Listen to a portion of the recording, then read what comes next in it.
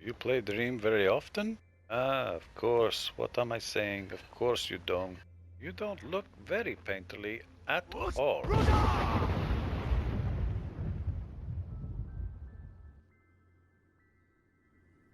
Hey everyone! Today we have a tutorial on NPCs. NPCs are a cornerstone in most, if not all, RPGs. Depending on the type of RPG, they do some different things. In a lot of cases, some NPCs are meant for specific things, like a shopkeep, Everything's for sale, my friend. Everything. a guard, Wait. I know you. Wait. or just straight up an enemy. In some RPGs, NPCs can fulfill a role yet do anything, like in Skyrim. Today, we are going to be making a very basic NPC that can do anything that you'd expect out of an NPC in Skyrim. First, which things do NPCs in Skyrim do? They can have a route they follow, can either speak to you or brush you off if they have nothing to say, and they can either fight enemies that appear or you if you hurt them. Your NPC should have a minimal amount of logic on it to start, so I'd recommend using the basic puppet. Set the controller sensor of the NPC to have none for the possession mode. This will prevent the player and anything else from possessing the puppet, other than possession recordings. You may want to also take this time to clean up the wiring on the NPC, as you won't need a few of these, such as the fall out of scene, the death logic, the respawn logic, and the gyroscope. First, let's do interaction, since most NPCs are built to be interacted with. Place a microchip on your puppet logic and name it interaction. This NPC is only a template. You may have more advanced controls on other options you want to use. We are going to make a few nodes to give us those options. Make 2 input nodes and 2 output nodes. For the inputs, name them in dialogue and attacking. For the outputs, in dialogue and interacted with. In our game, we want to make sure to only interact with one thing at once, so we are going to need an exclusive gate. This will prevent us from talking to multiple NPCs at once, as well as talking to an NPC, opening a door, or picking up an item all at the same time. If you have any of these things in your scene, I recommend using an exclusive gate to prevent things from happening at the same time. In my previous video, we made an item pickup system more akin to RPGs. In it, we use an exclusive gate to prevent us from picking up multiple items. If you followed this tutorial, I recommend going back to any items you have made and rename the exclusive gate in their pickup logic to interact rather than item pickup. We are also going to rename our exclusive gate on our NPC, as well as any other interactions that need to be exclusive, interact as well. To activate our gate, we are going to use a tag, name it NPC. Plug the tag output into the gate input. Since we don't want to interact with an NPC while it's attacking something, place a NOT gate and connect the attacking node into the NOT gate input. Plug the NOT gate output into the NPC tag. This way, we can't focus on more than one NPC at once. I'd also recommend turning on interrupt on the exclusive gate. This way, you can make sure that moving the camera will always switch between the NPCs you are looking at. Using the active output, we will be doing a couple of things. Powering on the receiver for actually interacting with the NPC, and a text displayer. Go ahead and grab a wireless receiver and a text displayer now. The text displayer is the prompt for interacting with the NPC, and the wireless receiver is actually used to interact with the NPC. Power the receiver and start the text on the text displayer with the exclusive gate active output. This wireless receiver is also going to be used to tell the player they are currently interacting with an NPC. To do this, we are going to input into the receiver. This sends a signal over to the transmitter, which we will place later. Place a switch, name it InDialog, and use the output to connect to the input of the InDialog input node. Plug the input InDialog node to the output InDialog node, the wireless receiver input, the wireless receiver power, and the gate input. The reason why we have an input and output for InDialog is so we can let other systems know that we are in dialogue, even if we are forced into dialogue from a different logic system. Plug the output of the wireless receiver to the interacted with output node. From here, we need to actually set up the player logic. This is pretty simple depending on how you have your character set up. Let's go ahead and add it to the player in the companion scene with this video. Scope into the player puppet, then open the microchip on the top half of the rig. In the Neon RPG add-ons microchip, create an NPC interactions microchip. In it, we are going to need a trigger zone, controller sensor, a wireless transmitter, and a keyframe. Name the wireless transmitter NPC interaction. Then quickly go over to the NPC logic and set the text field of the wireless receiver to NPC interaction using the D-pad up and down.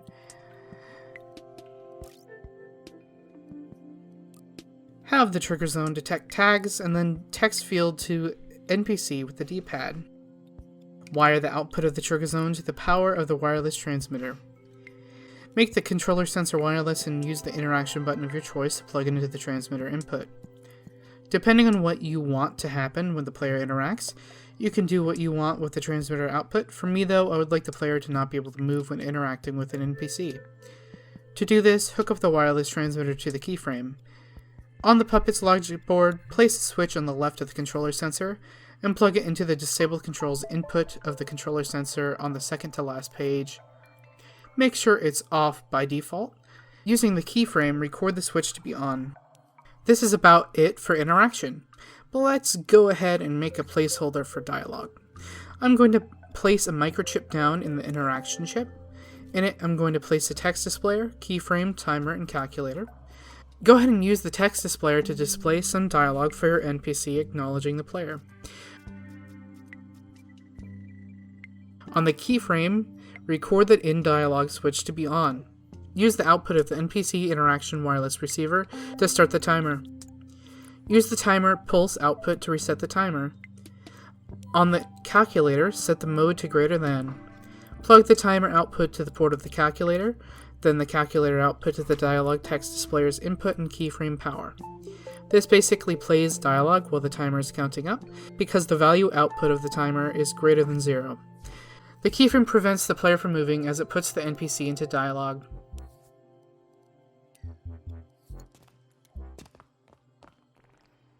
Next, let's deal with team management and damage management so we can prepare for combat. Team management is pretty easy. Grab 2 switches, 2 keyframes, and 2 tags. Name one switch and tag friend, and the other 2 foe. Hook up the friend switch into a keyframe and its tag, and do the same for the foe switch and its respective tag and keyframe. Using the keyframes, activate the respective label on the puppet's label page. We are also going to use this later to manage who the puppet will target. This is all we need for team management for now. Let's get started with damage management. First, take the health modifier and put it into a microchip. Delete any existing cabling for now, unless you have other systems set up on your own. The purpose of this is so we can make the NPC, if friendly, fight back against the player, if they are attacked by them. Of course, this can be used for other behaviors too, such as the NPC running away, if needed. To detect if a player has attacked the NPC, turn on Consider Players in the health modifier. Then grab a splitter, split the currently losing health output. We are going to want to attack players if any player attacks us, so we will use the 1, 2, 3, and 4 outputs to detect if any player damaged us. Grab a node, set it to none for node mode, then plug the 1, 2, 3, 4 outputs into the node. Next, let's grab the rest of the gadgets we will need. A calculator for detecting if we received any damage, a counter for some leniency for the player, a wireless transmitter to let other NPCs know how to attack this player, a wireless receiver to have other NPCs let this NPC know to attack the player, a counter to ensure we will always attack the player after being alerted, and a keyframe to actually interact with our later combat setup. A timer to reset the attacking player logic, and a NOT gate to activate this timer. Hook up the node to the A port of the calculator and set the mode to greater than. This makes it go off if any damage is detected. Then use the output of the calculator to the count up input of one of the counters. Set the counter's target value to how many times you want to allow the player to hit the NPC before they turn against them. Plug the counter's full output to power as well as signal the wireless transmitter. Name the wireless transmitter Friend Attack Player. Plug the output to the input of the NOT gate as well. Use the NOT gate's output to start the timer. Use the timer's pulse output to reset the timer. Use the timer pulse output to reset the counter as well. Set the timer to be however long you want the NPC to remember they were damaged by the player. Use the calculator's output to reset the timer as well. For the wireless receiver, set it to receive signals globally, and set the text field to be the Friend Attack Player. Use the output of the receiver to count up the other counter. Set this counter to trigger at 1 so they will always attack the player after. Power the keyframe using the counter full output. This will make the NPCs swarm at the player if they attack them. However, what if the player kills them in one hit, or just kills them outright? We can copy the splitter output and have it activate the transmitter. However, let's clean up a bit first and put the splitter and node onto a microchip. Set the node to output. Copy the microchip, then connect the no health output to the new splitter. Then power the transmitter with the node and send the signal with it. One last thing we want to do is output that the NPC is dead.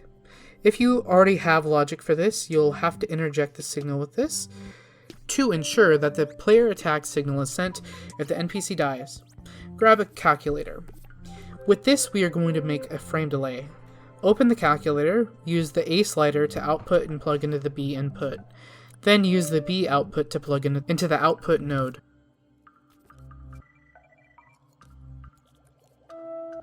Then plug the no health output into the A input of the calculator.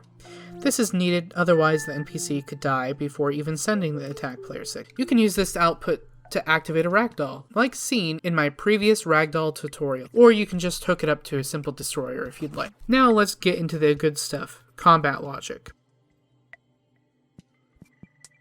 To start off with, grab 3 switches, name them Attacks Player, Attacks Foe, and Attacks Friends. These will be what actually inform the NPC to follow and attack their targets. Next, grab 3 trigger zones. Set them to detect tags, then one of the following each: player, foe, and friend. Set the zone area to be 16 meters, a sphere centered on the middle of the NPC. Let's compartmentalize our logic a bit, make a microchip named enemy detection, and place the trigger zones in there. We're going to need another set of trigger zones to let our NPC know to actually attack, so copy the microchip and name it enemy near. Back to the original chip, turn off the trigger zones. We are turning these off as we only want to detect what we are hostile to, and that changes depending on a few things, like for example our team management system. Using the friend keyframe, turn on the foe trigger zone, then for the foe keyframe, turn on the friend and player zones. Now using these trigger zones, we will turn on the respective switch, but using a keyframe so we don't override the switch state when off. Back to our copy, plug the attacking switches into their respective trigger zones in the enemy near chip. We are using these to trigger an attack animation and to let the NPC know to look at their enemy. So place an output node on the microchip. Name the node is near, then plug all the trigger zones into this node. Focus all the trigger zones onto the NPC. This will allow the NPC to detect if an enemy is near it, allowing it to focus and then attack it.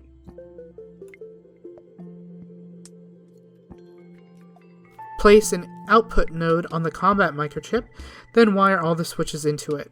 Name the node is attacking. This will be needed for later.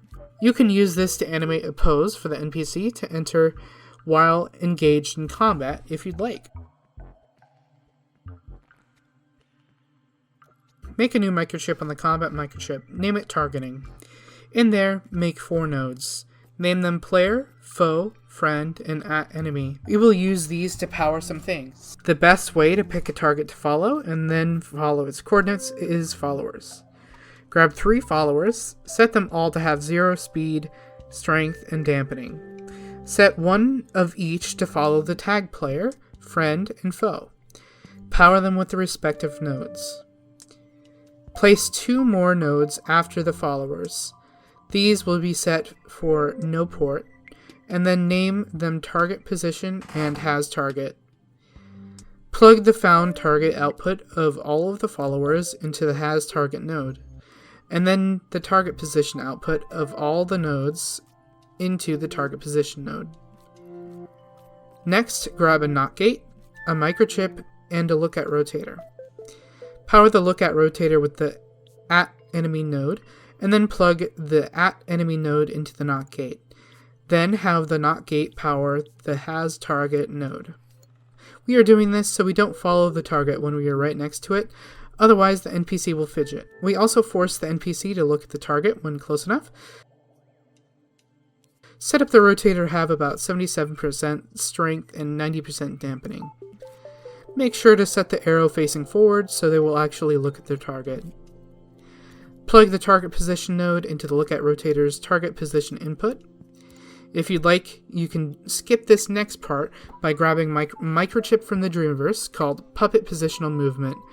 If you do this, plug the nodes we made into the respective inputs on the microchip. If you'd like to do it yourself, let's do it now. Place a microchip and power it with the has target node. This will make sure our puppet only moves if it needs to. Name the microchip Puppet Movement.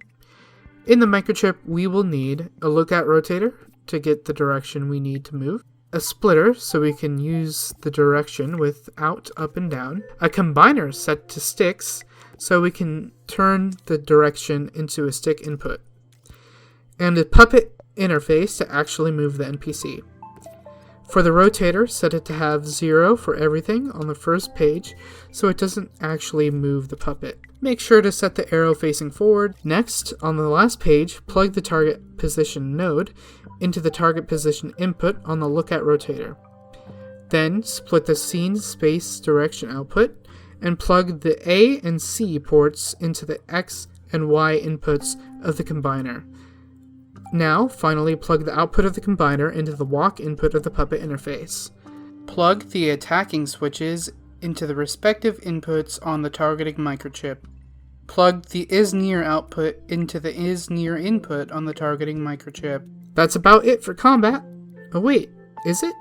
The NPC doesn't actually have a weapon it can use. Let's make it use our item system we've set up previously. First, let's make it so that the NPC can actually hold a sword. Scope into the puppet, then place a microchip with the top oriented towards the top on the NPC's right hand. In this microchip, we will need a tag to teleport the sword to, a wireless transmitter for damage frames, and a switch to activate the transmitter. Go ahead and rename the tag right hand. Then name the transmitter damage frames, and plug the switch output into the signal to receiver input. This will allow the NPC to actually hold a weapon. However, our weapon logic isn't equipped to handle multiple target types, so let's update it now. Place down a microchip on your weapon logic and name it targeting. In here, we will need 4 tags, one for detecting if we are the player, so we can apply stat modifiers, and the rest for detecting who will be targeting. 4 signal manipulators for saving who will be attacking, a node to let us know when we have a target selected, a NOT gate, which will turn off the tags when we have a target selected as to not confuse the AI, and then 4 keyframes, which will modify the health modifier to our needs. Before we do anything with these, though, change the health modifier to only have the target label turned on. We are doing this because the keyframes decide this now. Also turn off the stat modifier receiver, as we only want the player to have stats. However, you can have stats on the NPC if you'd like, but I will not be covering that in this video. Due to some limitations, unfortunately, my normal method of applying damage with damage modifiers doesn't really work. This is because if we have a enemy attack the player and friendly NPCs, it applies both the friend and object label, which is the player label, and since the mode is set to requiring all on the damage modifier, we don't actually damage anything. To fix this, we are going to temporarily set the health modifier to any. Make sure to uncheck the unlabeled label when setting the mode to any. And in the future video, this will be fully addressed with a custom damage modification system. Now in the microchip, power the tags with the NOT gate. Plug the tags into one signal manipulator each. Have each signal manipulator's output plug back into itself into its freeze input. Plug each signal manipulator into one keyframe each. Set the node to no node, then plug each signal manipulator into the node's input. Then plug the node's output into the NOT gate. Rename the first tag is player, then rename the following tags as player, friend, and foe. For the isPlayer keyframe, activate the stat modifier receiver. Have the isPlayer keyframe activate the foe label as well. You may want to set up the labels on your player. For me, I have it set to object and target. For the player keyframe, activate the object or your own label that you used for players. For the rest of the keyframes, activate the respective label in the health modifier. However, what does this actually do? Well, each NPC is looking for a target with a trigger zone, and this trigger zone actually detects the tag of the same name. So if we give them a sword, then use a trigger zone, we can tell what the NPC is actually targeting. Before we get to the NPC, place a very selective trigger zone on the player logic, set it to detect the isPlayer tag, and make the zone as small as possible where the weapon will be. You may want to adjust the item equip system as well to emit each item at the player themselves rather than anywhere, otherwise they may equip to the NPC's hand. If you're using the scene I provided, I have already done this for you as we haven't made the UI in a tutorial yet. Now let's go back to the NPC. On the combat chip, place an emitter and a NOT gate. Have the emitter emit the weapon of your choice in the NPC's hand. Set the emitter to emit once, max emitted at once 1, 0 emit speed, and 0 time between emits. On the second page of the emitter, using the NOT gate, activate the destroy emitted objects input. This will put away the weapon when the NPC isn't attacking. Power the emitter with a node and plug the node into the NOT gate. This will equip the weapon to our NPC. However, you will need to animate an attack animation using a timeline set to loop. Power the timeline with their near enemy output of the enemy near microchip. In the animation, when you want the attack to actually damage things, open the hands microchip, turn on the damage frames powering switch with a keyframe. This will tell the sword to actually do damage. Well, that's about it for the combat logic. Of course, it's very basic, and it doesn't cover everything like magic or ranged weapons. However, in the future, if you want AI with that, let me know. However, you should be able to make it yourself with some modifications. There is one last thing I want to cover before we end this video, however. Routine or routing. Usually, NPCs will be walking around or doing things before you interact with them. That is what we will be doing now.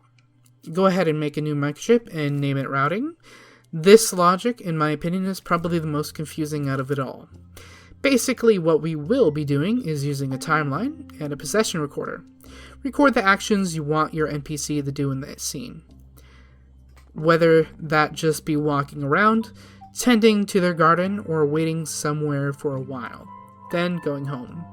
Before recording with the possession recorder, I'd recommend turning off the player, as most player logic has forced possess turned on, and this will prevent you from accurately being able to record with the NPC. Place the possession recorder onto the timeline. Make sure that the recorder is set to keep changes, the mode set to sustain, and travel is turned off. For the properties of the timeline, set it to sustain, and use the on-end trigger output to restart the timeline. We aren't using the loop playback mode because if we powered off the timeline, it would start from the beginning next time, which we don't want. Unfortunately, we can't just turn off the timeline when the puppet is in combat or attacking the player, and then turn it on later. If we did this, the NPC would just immediately snap back to its position, which would look bad and not make sense. So what we will need to do is save the last known position when the timeline was on, then go back to the position and turn back on the timeline when we arrive at this position. We will be needing to keep track of a few things. If the timeline was turned off, where the NPC is specifically where it was when the timeline was turned off, the NPC between the NPC in the last position, and the walking logic from the combat microchip. To do this, we will need a node that will turn off the timeline because the NPC is in combat or is in conversation, a counter that will keep track of it if we turned off the timeline, a tag that will keep track of the position of the puppet, a splitter to get the position from the tag, a signal manipulator to store the position, the puppet positional movement microchip we made earlier, a microchip to compact our distance checking logic. In the microchip, we will need 2 input nodes, one for our current position and one for our save position, and an output node to tell if we were at the position or not, 3 calculators, one to subtract the 2 nodes to get distance, one to make the distance always positive, and one to check if that distance is below a certain value. A splitter to split the value from the third calculator as it performs the math operation on all 3 signals in the position, X, Y, and Z. An AND gate so we are only at that position for all 3 coordinates. Let's do the logic here quickly so we don't have to deal with it later. Set the first calculator to subtract. For the A port, plug in the current position node. For the B port, plug in the save position port. This will get the distance for X, Y, and Z from our current position to the saved position. Next, plug this calculator's output into the input of the second calculator. Set this calculator to absolute value. This forces all the numbers to be positive. Then plug the output of the calculator into the A slider of the third calculator. Set this calculator to less than. Then for the B slider, set it to 0.1, so the NPC has to be pretty close before it is in position. Then plug the output of the calculator into the splitter. Open the properties of the splitter and use the first 3 outputs to plug into the A, B, and C ports of the AND gate.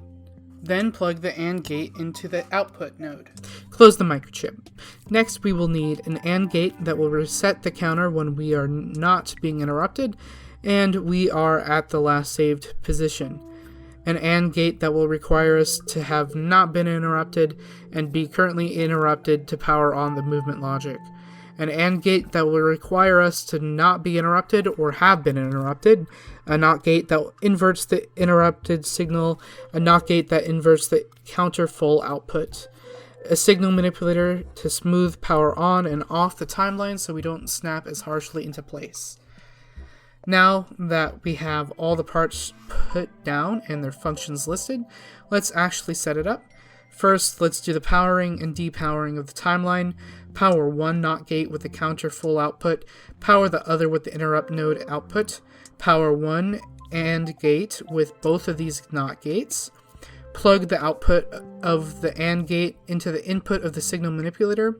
Set the smoothing to 0.5 smooth rise and 0.1 smooth fall. Plug the output of the signal manipulator to the power of the timeline. Now that this is set up, we have to set up the storing of the position and moving back to the position. Open the properties of the tag, move the position of the tag directly under the NPC's feet, and then plug the transform output of this into the splitter's input. Plug the position output into the signal manipulator and the current position input of the microchip.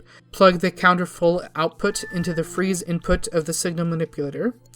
Plug the next AND gate with the counter full output and the interrupt node. Power the movement chip with this AND gate. Power the next AND gate with the output of the near microchip and the interrupt NOT gate. Reset the counter with this AND gate. Plug the output of the signal manipulator into the movement microchip's look-at rotator target position input. I hope you were able to comprehend all of that. If you don't understand any of it, I'd recommend rewatching that part of the video slowed down using the playback speed modifier on YouTube, or pausing the video now and copying down what you see. To finish off, put the in-dialog and in-combat nodes into the interrupt input node. Plug the is-attacking output of the combat logic into the attacking input of the interaction microchip. Oh man, that was a doozy. I hope you all enjoyed this video. This is an all-in-one basic NPC. If you don't understand how to do dialogue specifically, look into the dialogue text displayer. Lady Lex UK and Jimmy Jules both have specific videos on this gadget. You would insert it into the interaction microchip where the placeholder is. You would activate the in-dialog keyframe with the text active output on the last page for all the dialogue text displayer gadgets. Thank you all for watching. In the next video we will likely be going over XP or UI. If you have suggestions for another tutorial, let me know. Have a great day. Bye.